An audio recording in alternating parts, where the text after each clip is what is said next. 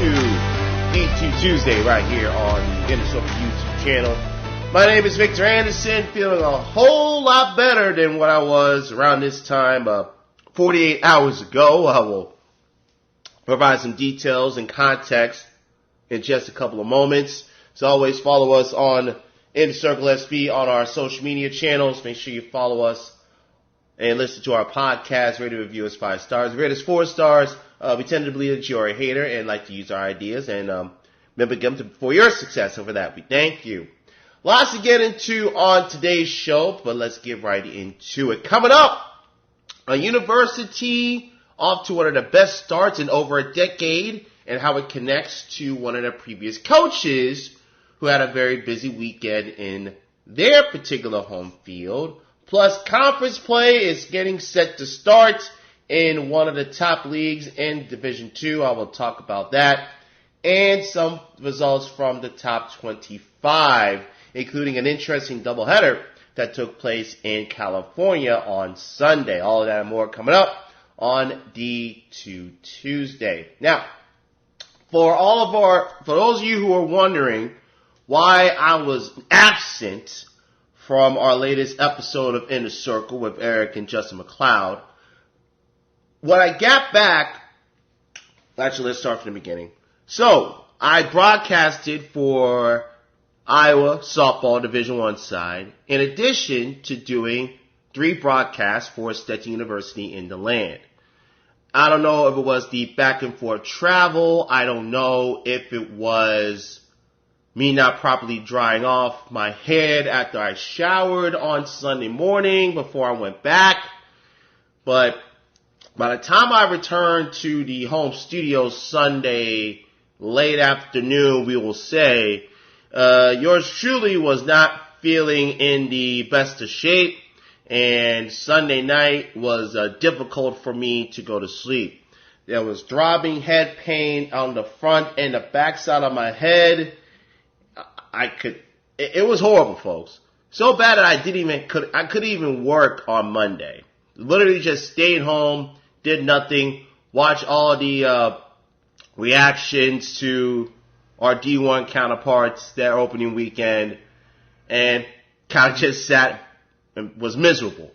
Thankfully, with getting off my feet and drinking a lot of hot water, lemon tea, honey, things of that nature, I sound and feel much better than what I did on Monday morning. So I'm certainly glad to be back talking to you.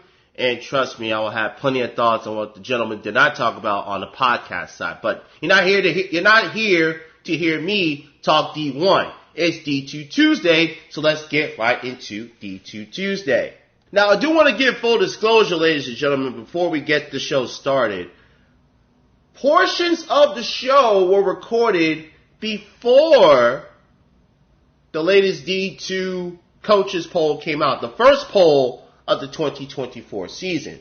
I would like to have our D1 colleagues actually take notes and actually wait until a couple of weeks of games are in the books before you actually come out with polls, but that's another topic for another day. So, let us look at the top 25 that was released at 12 noon today and look at who is in the poll, where they're in the poll, and who is no longer in the poll and who is taking their place.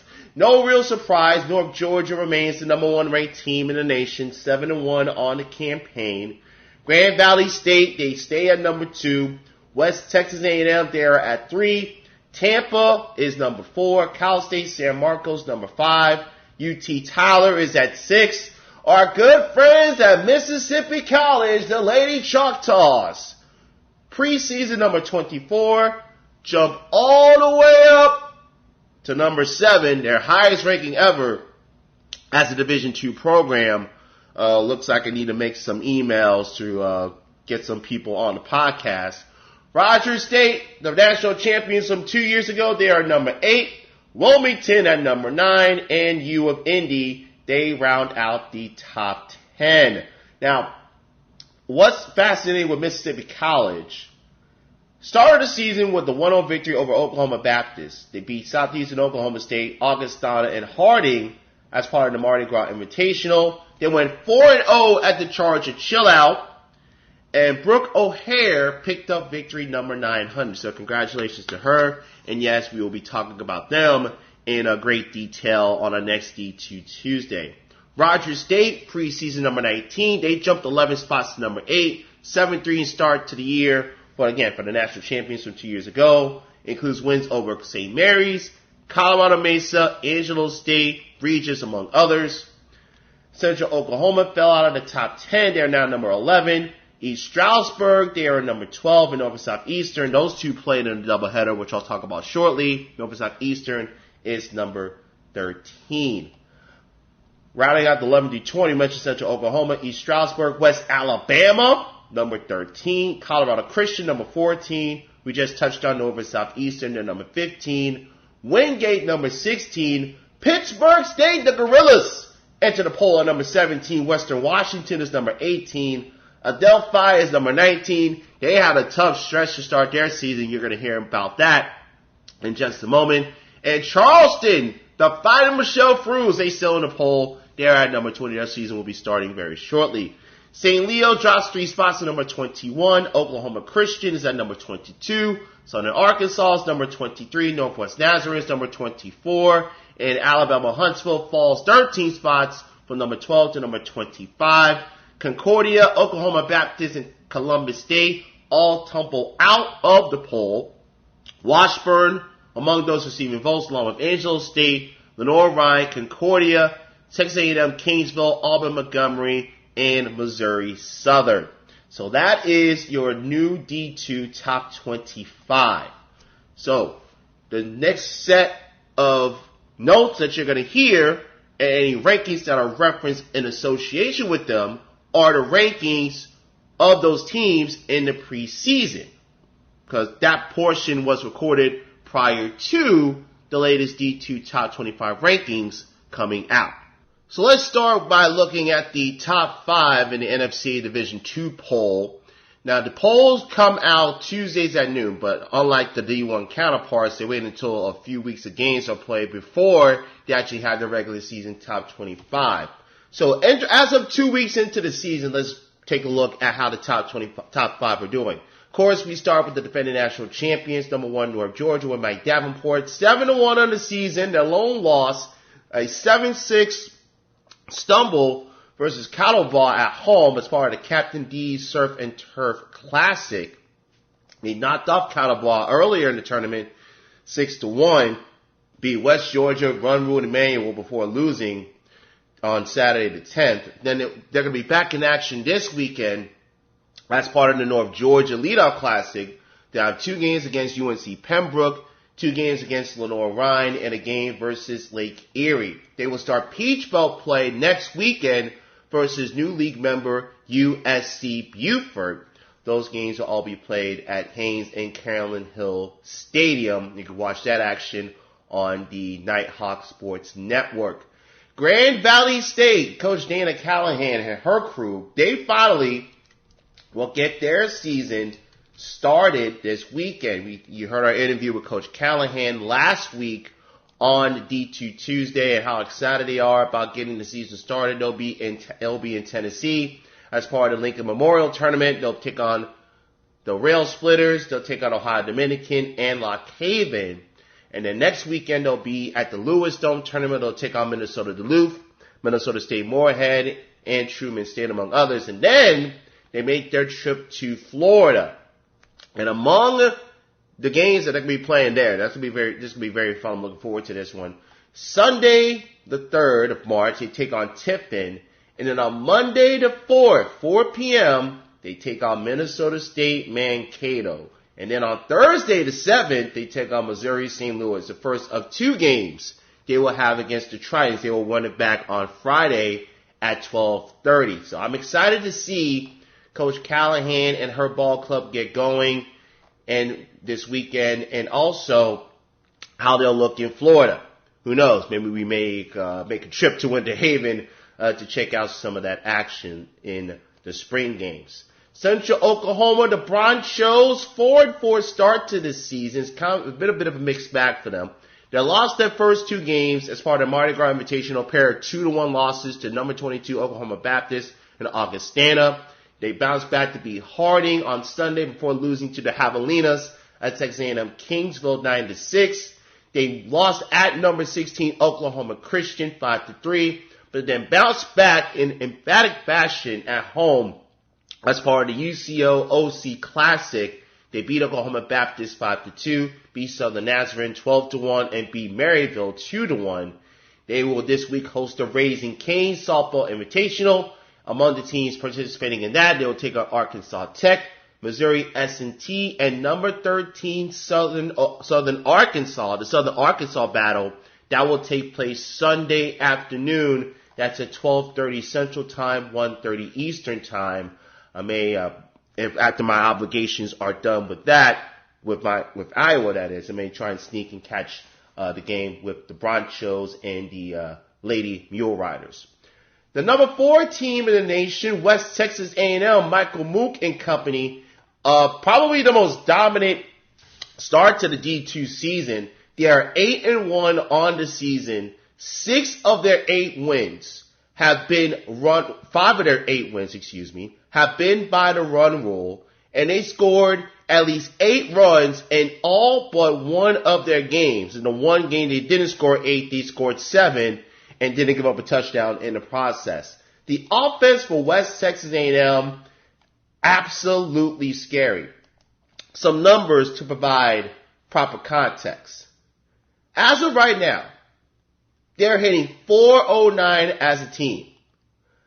Diana Murtha, she is hitting .739, 3 home runs, 15 RBIs. Her OPS, that is on base plus slugging, is 2316. A 23-16 on base plus slugging. Oh, by the way, she has 10 walks and 3 stolen bases.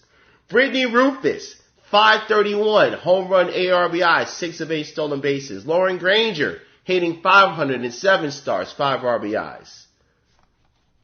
Oh, by the way, the pitching staff, Heidi Fortums, 4-0, .36 ERA, 32 strikeouts, 3 walks, and 19 in the third innings. Ashley Mandel, 7 appearances, 2.80 ERA, 10 innings pitched, 7 strikeouts. Emily Boyer, 4-1, 2.96 ERA, 23 2/3 innings pitched, 22 strikeouts, only 5 walks. Their opponents are hitting .212 off those 3 pitchers. Their ERA 1.98. Oh, West Texas A&M starts Lone Star Conference play this weekend. And folks, you want to talk about starting off the conference schedule with a bang. Number 4, West Texas A&M versus number 8, UT Tyler. And that's going to be played in Canyon, Texas at Schaefer Park. Doubleheader Friday afternoon, single game Saturday. Folks, I will have plenty to talk about in that series on our next D2 Tuesday, which will have a different look and different format. I'll explain that on the back end of the show.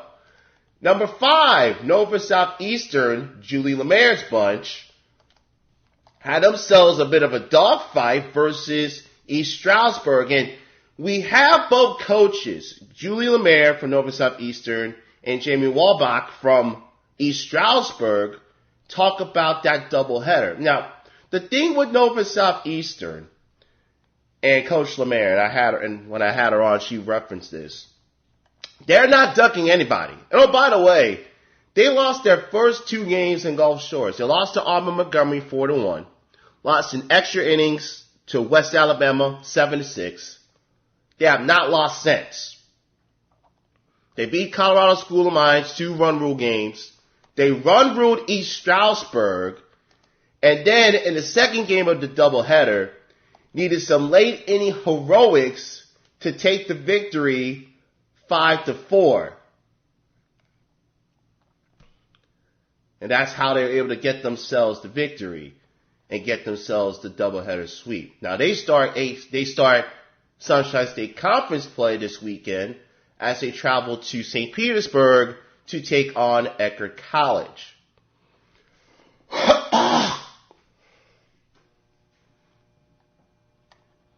The first two series, the Sharks should be able to take care of business, but following that league, no series is a certainty. They got Eckerd, they host Florida Tech, and then they start March, the first series of March, first and second. They travel to Winter Park to take on Christine Roosevelt Beavers and a much improved Rollins College team led by Ashley Worrell. And if Rollins could get to Ashley Worrell, that way she was pitching, I made her one of the top players in the conference a couple of years ago, Rollins can make it back to the NCAA tournament for the first time in a few years. Some doubleheaders and series that took place this past week that I do want to highlight. One of them took place in California with Cal State San Marcos, Steph Ewing, her team, the number 17 in the rankings, and number 14, Adelphi. Adelphi, part of their trip out west, and they are not ducking. You talk about not ducking anybody for Carla Campagna in her 6th season as the head coach. She is pretty much taking on the best that the West has to offer. She took on Cal State San Marcos, two tightly played games. San Marcos got the ledger on both of those, winning 2-1 in the opener, and then winning a 1-0 8-inning thriller. And then Adelphi lost 7-5 to Cal State Dominguez Hills, and then got run ruled 14-2. So you're playing the last two West Region representatives in the D2 National Festival, which will be held in Longwood, Florida this year. And then for Adelphi, you play Biola on Wednesday. Thursday, you play Azusa Pacific. And then you wrap up your California swing playing number 14 Concordia Irvine on Saturday the 17th. And then after you come home for a double, and then you're off for a month, you take on Queens College for your home opener. You travel to Florida for a three doubleheader stretch at Florida Southern, at Tampa, at St. Leo. Then you have Wilmington, and then you start Northeast 10 play versus Franklin Pierce on March 29th. So Adelphi is getting themselves tested early out on the left coast, and then they'll come back to across the country to have those doubleheaders that I referenced. So Adelphi is going to be a very fascinating team. But one player that I want you to learn this name, folks, Lily Keeney. Keeney got the Northeast 10 Rookie of the Week honors. Got to start in Game 2 of that doubleheader versus San Marcos. Allowed 4 hits, 2 walks, 5 innings of action, 66 pitches. Was able to build off that momentum going into that series versus Cal State Dominguez Hills. And I think the key for Adelphi, when you want to get to Longwood, is that Keeney and Hibbs are going to have to be that 1-2 combination. Hibbs, of course, the reigning first-team all-region player. Phenomenal performances by her. Life without Claire Fawn. I think Adelphi will be just fine. Again, when you have to deal against the top two, when you have to deal with the last two teams that represented the West region, you deal then with the team that was number 1 in the nation next month in Tampa and a perennial regional contender in St. Leo. Then you deal with play Wilmington.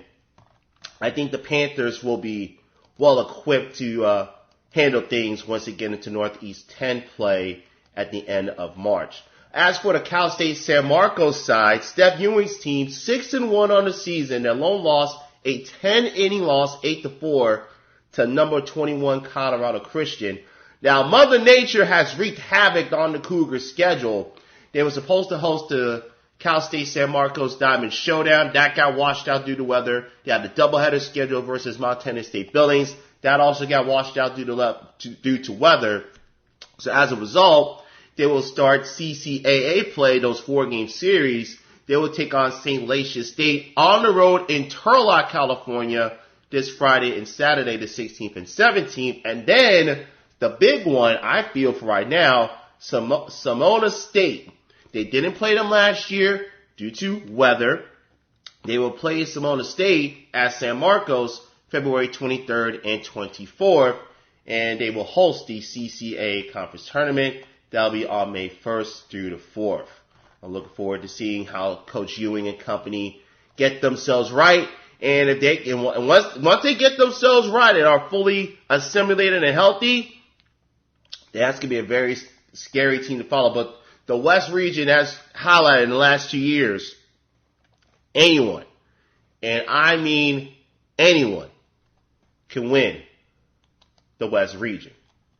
Let me go back real quick to East Stroudsburg. I kind of touched on them earlier with their doubleheader versus Nova Southeastern. They finished their Florida trip 4-4. They split versus Lynn. Won the first game 6-0. Lost the second game 2-0. Swept PBA, Palm Beach Atlantic. We mentioned their doubleheader loss to Nova Southeastern. Lost the first game versus Barry, but then beat the Buccaneers 5-1 and closed the Florida trip with a 4-4 mark. So now they will have some time to recover and prepare. They traveled back. They avoided the snowstorm that was in Pennsylvania. That's pretty much handicapped most of the Northeast region. For those of our listeners in New York, New Jersey, Pennsylvania, we hope you are safe, sound, and accounted for. So East Stroudsburg will have time off. Their next game will be their home opener at Creekview Park versus Holy Family on February 22nd. And then they will take on St. Thomas Aquinas, fresh off their first ever national tournament appearance. That'll be on February the 27th. And they will start PSAC play March 19th versus Kutztown. So we will keep our eye on the Warriors for that in 2024. A couple of teams that caught my eye and individual performances that caught my eye. Fort Hays State, going back to the MIAA. Fort Hays State, a lot of people don't think about much. Their program that people think, they're not going to get themselves right. But Adrian Pilkington, coming off one of the best years of Fort Hays State in over a decade, 31 wins last year, approaching 200 career victories, winning his head coach in program history, now with 198 wins. They swept the Wichita Falls tournament. They beat Midwestern State, run the rule with Northwestern Oklahoma State, beat Cameron 1-0, very impressive win. The Sunday games got canceled due to weather. Then they'll be at a tournament in Bethany, Oklahoma. They'll take on Oklahoma Baptist. They're going to be in the same tournament that Central Oklahoma will be in, even though they're not going to be playing Central Oklahoma. They'll take on Oklahoma Baptist, Southern Nazarene, Southern Arkansas, Southeastern Oklahoma State, Arkansas Tech, among others. So a chance for Coach Pilkington to pick up her 200 career win this Thursday, if possible. They got Oklahoma Baptist and Southern Nazarene. But I'll tell you what, Fort Hays State, 4-0 on the season. And one of the reasons why they're off to this 4-0 start has been the play of their phenomenal pitcher, who was a MIAA Pitcher of the Week, Savannah Egger. Egger, 1 earned run, 14 innings of work, posted her first shutout. She got the shutout 1-0 versus Cameron to cap off their perfect weekend. Egger had 8.0 strikeouts per 7 innings, 16 total strikeouts, 2 complete game victories. Got the win versus Midwestern State, held them hitless for 3 2/3 innings, allowed just 4 hits total in the contest. And then we mentioned a 1-0 win versus Cameron, got a run in the first inning, and Egger held the Aggies to just 2 hits and held them hitless over the final 4 innings. She retired the final 8 batters she faced to pick up the victory. Finished the weekend, .50 ERA, .57 whip, held the opponents to a 122 batting average against. So, by the way, as much as you talk about Egger, and rightfully so, Morgan Schmidt was equally as important to Fort Hays State's performance. Schmidt had a complete game shutout. Schmidt did not allow an earned run through the week, had 12 strikeouts in 12 innings pitched, surrendered 6 hits, walked 6, and those two produced a .27 team ERA for the week. Fort Hays are off to their first 4-0 start since the 2013 season. Now, I know some of you will like to look at some trivia, so what I'm going to do is I'm going to give y'all some time. Who was the head coach at Fort Hays State when they had that last 4-0 start in 2013? Go ahead and think about that for a moment.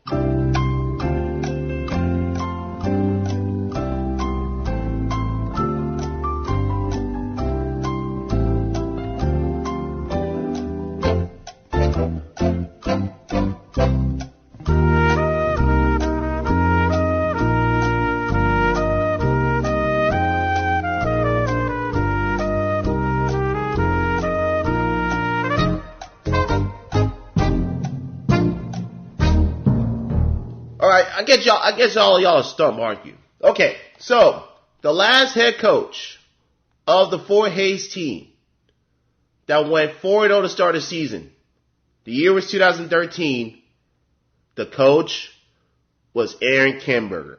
Yes, ladies and gentlemen, that very same Aaron Kimberger who picked up her 300th win at St. Leo last weekend. And you want to hear... And then I'm going to start tying some things together to wrap up the show. So Aaron Kimberger, while at Fort Hays State, one of her assistant coaches during that time was a young graduate assistant named Adrian Pilkington. Yes, you heard me correctly. Oh, and by the way, let's really stretch things out and tie things even more together.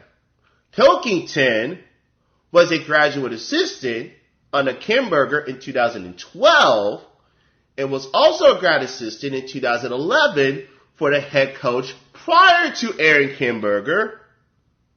That was Julie Lemaire. You see how everything ties together, ladies and gentlemen. And for full disclosure, when I was researching this before we recorded the show, I went into the Fort Hays State archives and looked through the history books. Coach Kimberger, when I bring her on the show, I'm going to have to show her the picture that they have of her in the media guide. Because I'm sitting here like, wow. That even caught me by surprise. And by the way, the 2013 Fort Hays State team, the ace of their staff was Manny Hollow. She is now the pitching coach at Division I, North Carolina, for Megan Smith Lyon. You see, ladies and gentlemen, it all comes full circle right here on D2 Tuesday. So, I teased it a little bit during the show. Starting in March, D2 Tuesday will be a visual podcast, a visual show, meaning that you're going to see my face, you'll see the topics, we'll talk about the top 25, of course, and then we're also going to have guests that you're going to see those interviews, not just within D2 Tuesday, the show, but they will also be available on our YouTube channel. So you will see the coaches' interviews and you will see them within the D2 Tuesday podcast. So a couple of things I'm cooking up for right now. And also, I'll be working on some of my top games to look forward to in the spring games that'll be starting up in March at Winter Haven. The Grand Valley State, Minnesota State Mankato matchup will be pretty high on the list. I just want to let you know right now, it's going to be up there. Where that will be, you just have to listen to a episode of D2 Tuesday to find out when that will be and where that will be. So I'm looking forward to making that announcement about that. Man, that was a lot of stuff that we got to talk about today, folks. So want to thank you for listening to this episode of D2 Tuesday. And again, want to remind everybody, we're going to be more of a visual platform with our podcast coming up during the month of March. I'm looking forward to getting that aspect implemented for you so you can see my sort of lovely face and hear my thoughts on the rankings and other storylines that are taking place, especially that huge series with West Texas A&M and Texas Tyler taking place this weekend at Schaefer Park. I'm excited to see that series and all the offense that's going to be taking place there for the Lone Star Conference as they start their conference schedule. Sunshine State Conference schedule starts this weekend, conference play for them. I'll have all of that and maybe a guest joining me on the next edition of D2 Tuesday, but I'll wrap up this edition of D2 Tuesday. Victor Anderson signing off for the time being. Remember, ladies and gentlemen, there are more of us than there are of them. You have been listening to D2 Tuesday right here on Inner Circle. Top podcasts are out. Good night, Canada.